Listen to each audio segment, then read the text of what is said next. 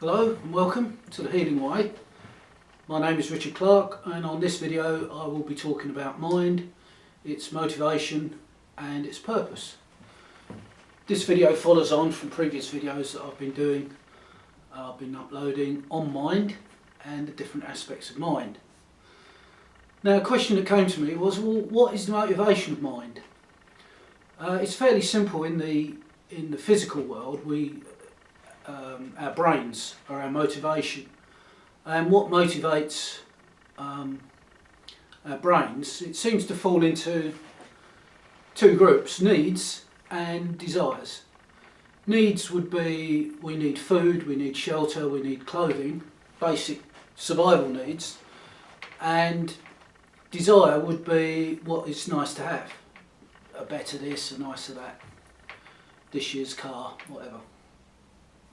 Probably the scientists who study societies and people in groups, whatever, will understand this, or will have much more to say on this. I've just got this layman's view, that the people in our society is very much motivated by fortune and glory, the old way of doing things, money and fame, and also looking good in the process. So these are the sort of things that motivate our brains. But none of this exists in the world of the mind. So the question that came to me, or occurred to me, was, well, what is the motivation for the mind? It does things, but why would it? Right, let's look at mind. Mind is, as I've said earlier, it seems to me, and again this is my layman's view, I'm not a scientist, mind is the coming together of the forces that govern the way matter works in our universe, the way material process happens. And built into those forces or effects, it seems to me, I've been calling them attributes. I've been saying these forces have attributes. What it seems like is these individual forces or effects have purpose. Now, this is a tricky one to get at, because what is purpose to us humans, human beings, human society? It means one thing.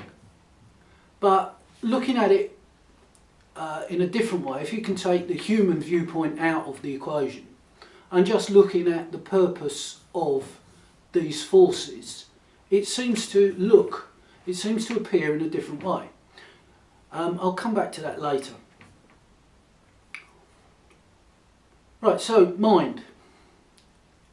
These individual forces, it seems, have purpose. Now, to illustrate that, let's go back to the CERN experiments and the Higgs field. And the concept is that there is a field that imparts mass to matter. That is what, as I understand it, again, a layman, as I understand it, is what they're working at, what they're working to understand. Now, the immediate question that came to my mind wasn't, can it do it, but why would it do it? Why would there be a field that could do this, that could give mass, matter, could impart matter to mass? Sorry, could impart mass to matter, that's correct. Why would it do that? And that is an example, in my view, of purpose. It has purpose built within it. Going back to the human viewpoint, the brain and its motivations, the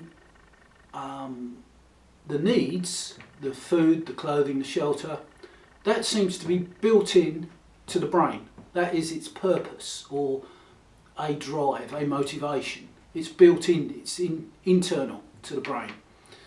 Desires appear to be external.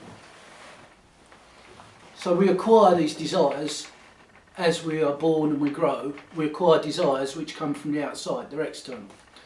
Now, the things with the mind, the purposes of the mind, or the forces or effects that make up the mind, appear to be internal. They're part of the structure, they're integral.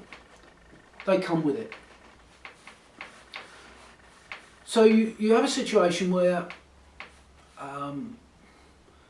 fields have purposes, and I try to utilise this with the healing methods by giving the fields different energies. The purposes of the internal purpose of each field is only limited by the energy that it has access to. Or in other words, if it has the right materials, it will do the job. It will do whatever it can with what it's got. So the trick is with the healing methods,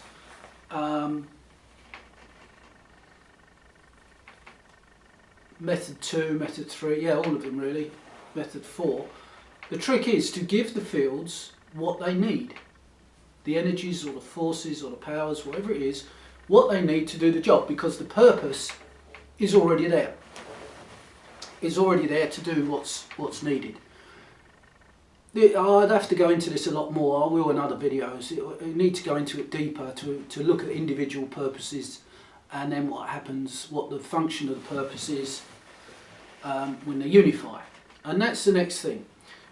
We have a situation where 4 of the basic forces or effects of matter that govern the way matter works come together in a human being. It's a focused thing. There is a focusing of these forces in a human being that come together and create mind. That's how it appears. And you've then got the individual purposes of the 4 fields coming together and unifying to create one purpose. And this was something I said in a previous video about mind itself didn't seem to be the 5th field, but its attributes coming together seem to create something new.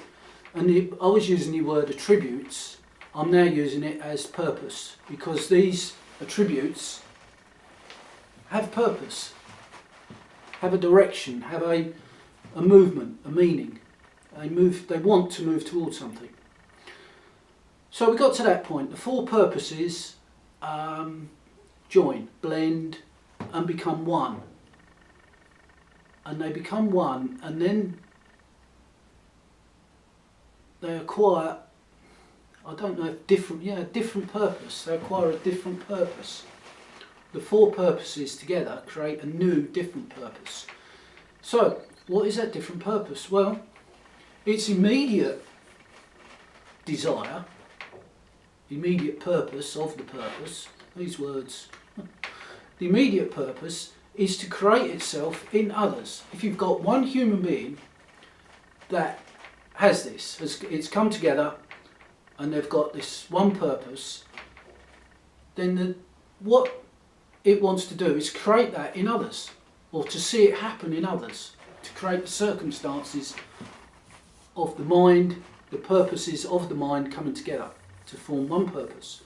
So its immediate action is to create this in others, to bring it about in others, so that it can then blend or join with the purposes in others. So all the different minds with a unified purpose start unifying with other purposes, if is that a word, other purposes in other people's minds. So it gets bigger, or from a human point of view, it gets bigger, it gets stronger, it gets more. Now the action of this might be, this is where I think it's tremendously misunderstood. It's tremendously misunderstood, because somebody with a mind that is unified, that has a single purpose, comes along and sees people who haven't got this. But the purpose within that person is to create it in others. And that's when I think you start getting all the problems, you start getting all the misunderstandings. You start getting different teachings, religions spring up, all these different things. Because somebody is trying to recreate what's in them in others. That's when you get masters and saints and gurus and saviours and Buddhas and all these people. They're trying to recreate it in others, simply so they can join with it. That's interesting.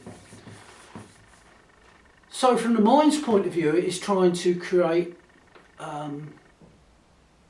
what's it within itself, its purpose, or bring it about in other people's minds.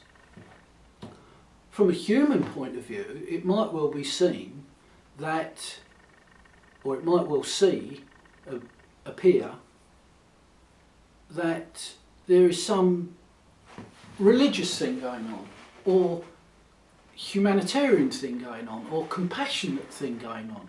Because we look at somebody trying to help others and we say, oh, they're compassionate, or they're religious, or they're a great humanitarian, whatever it is. And then all kinds of misunderstandings spring up.